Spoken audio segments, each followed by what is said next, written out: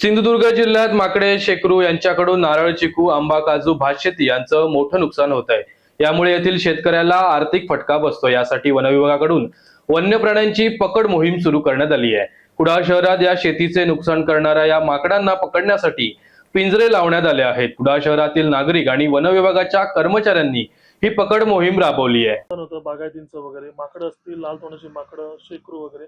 आज तुम्ही एक वेगळा इथे प्रकार केलेला आहे. वन्यजीव जे असतील त्यांना पकडण्यासाठी पिंजरा इथे आणलेले आहेत. काय निश्चितच गेले कित्येक दिवस कुडाळ शहरामध्ये माकडांपासून आणि अन्य प्राण्यांपासून मोठ्या प्रमाणावर भातशेती असेल, नारळ पिकं असेल, सुपारी असेल, चिकू असेल यांचं मोठ्या प्रमाणावर नुकसान होत आहे. आणि त्याच्या तक्रारी आमच्याकडे आल्यानंतर वन विभागाला भेट दिल्यानंतर सकारात्मक चर्चा झाल्यानंतर आज थेट हा पिंजरा या लोकवस्तीमध्ये आणण्यात आला आणि यामध्ये माकड पकडण्यासाठी वन अधिकारी या ठिकाणी आलेले आहेत. आणि अशीच मोहीम सिंधुदुर्ग जिल्ह्यामध्ये जेणेकरून वन विभागाने राबवावी आमची विनंती आहे, ज्यामुळे शेतकऱ्यांचे होणारे नुकसान आणि नागरिकांना होणारा त्रास खूप कमी होईल अशी आमची वन विभागाला विनंती आहे. या वन्य प्राण्यांकडून प्रामुख्याने माकड असतील, लाल तोंड, काय नुकसान होतं नक्की?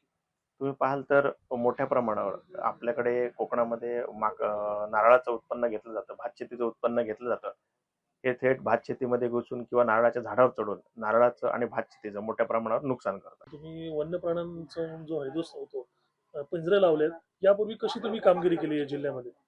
वन विभाग सावंतवाडी आणि वन परिक्षेत्र कुडाळ संदीप कुंभार यांच्या मार्गदर्शनाखाली हे बचाव क्षेत्र चालू आहे. सध्या बऱ्याच तक्रारी माकडांच्या वाढलेल्या आहेत आणि नाही म्हटलं तरी जिल्ह्यामध्ये 2,500 ते 3,000 माकडं ही पकडून नैसर्गिक अधिवासामध्ये सोडण्यात आलेली आहे.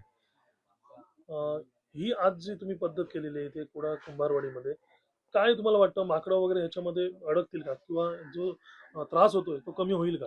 बऱ्याच जणांना माहिती नसतं की नक्की काय करायचंय.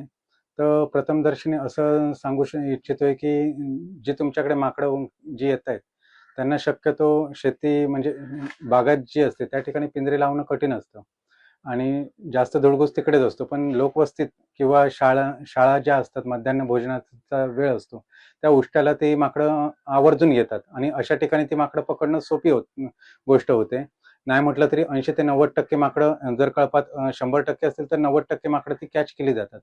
जर अशा ठिकाणी माकडं असतील तर तुम्ही नक्की आम्हाला हे करा, किंवा जर सवय लावली त्यांना पकडण्यासाठी तर ते नक्की हे होईल, जेणेकरून आम्ही तिथे आल्याच्या नंतर काहीतरी निष्पन्न होऊ शकतो. मी एक बागायतदार आहे. बागायतदार म्हणून प्रामुख्याने बघितलं की आता आंब्याचा सीझन चालू होईल. तर या आंब्याच्या सीझनमध्ये ज्यावेळी आंब्याचं पीक आम्ही घेतो त्यावेळी आंब्याचं मोठ्या प्रमाणावर नुकसान हे ही काळ्या तोंडाची जी वानर ज्याला म्हणतो ते हे मोठ्या प्रमाणावर ते नुकसान करतात. बाकी फळ झाडं वगैरे काजू बागायतीचा किंवा या आमचे नारळ बागायत आहे, नारळांचा, सुपारीचा, तर सगळ्याच मुख्यत्वे पिकांचा मोठ्या प्रमाणावर हे वानर, ते काळ्या तोंडाचे वानर आणि ती आपण लाल तोंडाचे माकड म्हणतो, ते मोठ्या प्रमाणावर नुकसान करतात.